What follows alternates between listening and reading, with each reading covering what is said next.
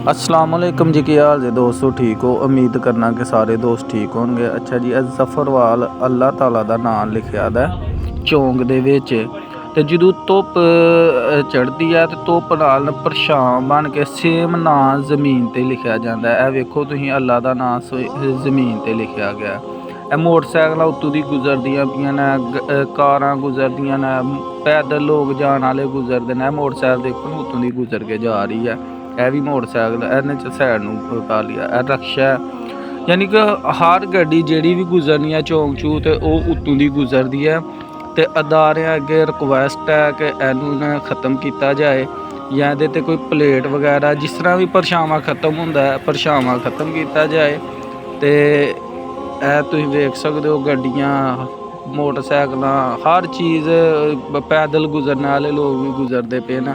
ਤੇ ਬੇਹੁਰਮਤੀ ਹੁੰਦੀ ਪਈ ਅੱਲਾ ਦੇ ਨਾਂ ਦੀ। ਤੇ ਰਿਕੁਐਸਟ ਹੈ ਕਿ ਇਹਦੇ 'ਤੇ ਕੋਈ ਪਲੇਟ ਵਗੈਰਾ ਲਾਈ ਜਾਏ ਜਾਂ ਜੰਗਲਾ ਬਣਾਇਆ ਜਾਏ ਤੇ ਇਹ ਖ਼ਤਮ ਕੀਤਾ ਜਾਏ। ਇਹ ਰਕਸ਼ੇ ਗੁਜ਼ਰਦੇ ਪਏ ਨੇ, ਹਰ ਗੱਡੀ ਜਿਹੜੀ ਹੈ ਨਾ ਉਹ ਗੁਜ਼ਰਦੀ ਪਈ ਹੈ। ਇਹ ਵੇਖੋ ਤੁਸੀਂ। ਤੇ ਇਹ ਜ਼ਫਰਵਾਲ ਮੇਨ ਚੌਂਕ ਦੇ ਵਿੱਚ ਅੱਲਾ ਦਾ ਨਾਂ ਲਿਖਿਆ ਦਾ, ਲਾਇਆ ਦਾ। ਤੇ ਇਹ ਖ਼ਤਮ ਕੀਤਾ ਜਾਏ, ਰਿਕੁਐਸਟ ਹੈ ਸਾਡੀ ਅਦਾਰਿਆਂ ਅੱਗੇ।